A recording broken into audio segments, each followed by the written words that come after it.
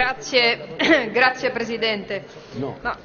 Allora, accetto la riformulazione e faccio la dichiarazione di voto e chiedo di mettere al voto l'ordine del giorno. Ringrazio il Sottosegretario per aver voluto comunque prendere in considerazione questo ordine del giorno, sebbene l'eliminazione delle premesse mi lascia abbastanza basita, perché si tratta di premesse nelle quali cito in almeno due di queste premesse impegni che sono stati presi pubblicamente dal Ministro Salvini e in particolare mi riferisco a quanto dichiarato dal Ministro Salvini il 18 marzo del 2023 quando si trovava a Trieste, il quale ha, come riportato peraltro da numerosi quotidiani locali, promesso un investimento per velocizzare e potenziare la tratta ferroviaria Trieste-Venezia, un potenziamento per metterci meno tempo senza impattare sulle comunità locali. Ricordo anche l'ultima premessa, nella quale il 29 marzo del 2023, rispondendo peraltro in aula ad una interrogazione, il Ministro Salvini ha annunciato 1 miliardo e 800 milioni per la velocizzazione dell'alta velocità Venezia-Trieste. Ora, io capisco eliminare le premesse e quindi far finta che il Ministro Salvini non si sia preso un impegno e non l'abbia dichiarato, e capisco anche, ma la trovo anche pleonastica, che si dica che qualunque impegno viene preso valutando ovviamente la contabilità e il bilancio dello Stato. Però credo francamente che su questo punto si debba fare un passo in più e prendo questo ordine del giorno come davvero un primo impegno a cui seguiranno, mi auguro, le risorse e i lavori necessari. Ricordo che la velocizzazione della Venezia-Trieste è importante non soltanto per Trieste e per il Friuli Venezia Giulia, ma per l'intera pianura padano-veneta, e lo dico anche perché quando nel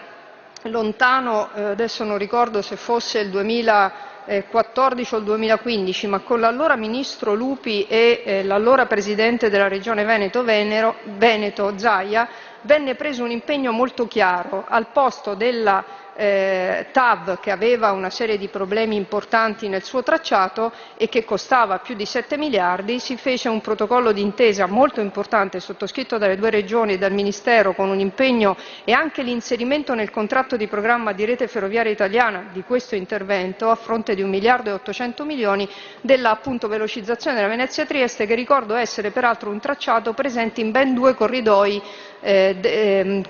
europei, quello mediterraneo e quello baltico,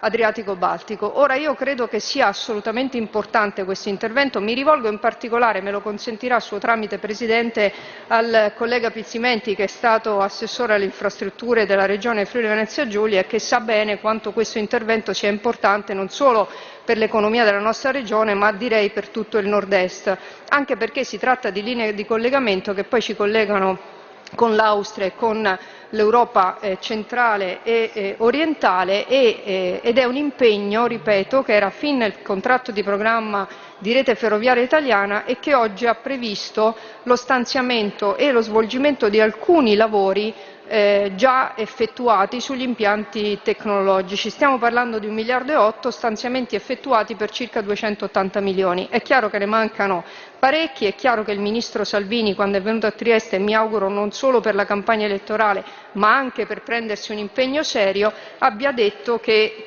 cercava e trovava quel 1 miliardo e 8 per fare appunto questo intervento di fondamentale importanza. Spiace, devo dire, che non sia stato inserito nel Piano Nazionale di Ripresa e Resilienza, ma che sia stato comunque nominato un commissario straordinario, il commissario Vincenzo Macello, che si è preso un impegno di intervenire in varie fasi. Ora sarà ovviamente nostra cura presentare anche una interrogazione per capire a che punto queste fasi stanno procedendo e qual è l'intervento che in questo momento sta facendo il commissario straordinario. Ma credo francamente che questa iniziativa, mi auguro, possa essere condivisa anche dai colleghi di maggioranza, perché penso che la ricerca di queste risorse non sia un impegno importante solo per la Regione Friuli Venezia Giulia e per il Veneto, ma, lo ripeto, per tutto il nord-est e per il nostro Paese, visto che si tratta di interventi importanti già inseriti in corridoi europei